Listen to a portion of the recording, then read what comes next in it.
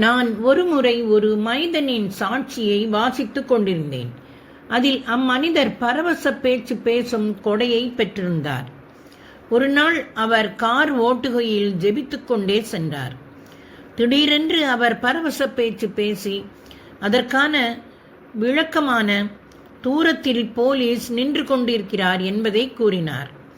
அவர் காரை அதிவேகமாக ஓட்டிச் சென்றதன் காரணமாக தூய ஆவியானவர் இக்கொடை மூலமாக அவரை எச்சரித்தார்.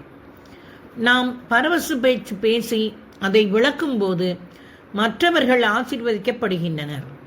அவர்கள் இந்த வார்த்தைகளின் மூலம் ஆன்ம வளர்ச்சி, ஆறுதல் மற்றும் மனப்பூர்வமான புத்திமதி ஆகியவற்றை பெற்றுக்கொள்கின்றனர்.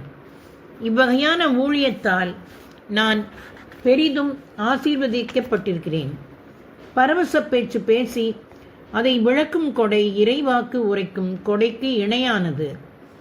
சில ஊழியங்களில் ஒருவர் பரவச பேச்சு பேசுபவராகவும் அதை மற்றொருவர் விளக்குபவராகவும் இருக்கின்றனர்.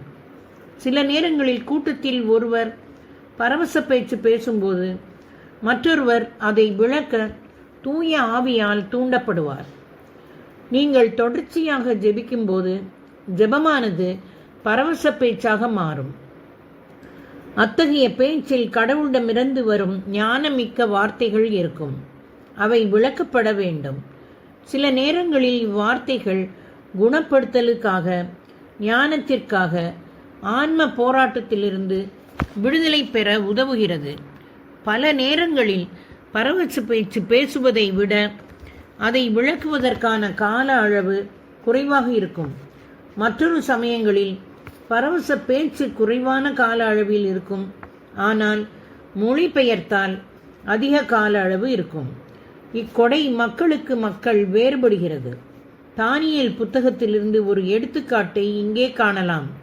திடீரென்று ஒரு மனிதருடைய கைவிரல்கள் தோன்றி அரசனது அரண்மனை உட்சுவரில் விளக்கு தூணுக்கு எதிரே எழுதத் தொடங்கினார். அவ்வாறு எழுதும்போது அரசன் அந்த உள்ளங்கையை பார்த்தான்.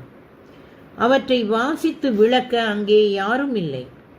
ஆகையால் அதை விளக்குவதற்காக தானியேல் அழைக்கப்பட்டார். பொறிக்கப்பட்ட சொற்களாவன: மேனே மேனே தேக்கேல் பார்சின். தானியேல் 5ஆம் அதிகாரம் 25வது வசனம். இவற்றின் உட்பொருள்: மேனே கடவுள் உமது அரசின் நாட்களை எண்ணி வரையறுத்து அதனை முடிவுக்கு கொண்டு வந்து விட்டார். தேக்கேல், நீர் தராசில் நிறுத்தப்பட்டீர், எடையில் மிகவும் குறைந்துள்ளீர். பார்சின், உமது அரசு பிரிக்கப்பட்டு மேதியருக்கும் பாரசீகருக்கும் கொடுக்கப்பட்டுள்ளது என்று தானியேல் விளக்கமளித்தார். இங்கே 4 வார்த்தைகள் தான் எழுதப்பட்டன, ஆனால் அதற்கான விளக்கமானது 3 வரிகளை உடையது. தொடர்வோமா நண்பர்களே?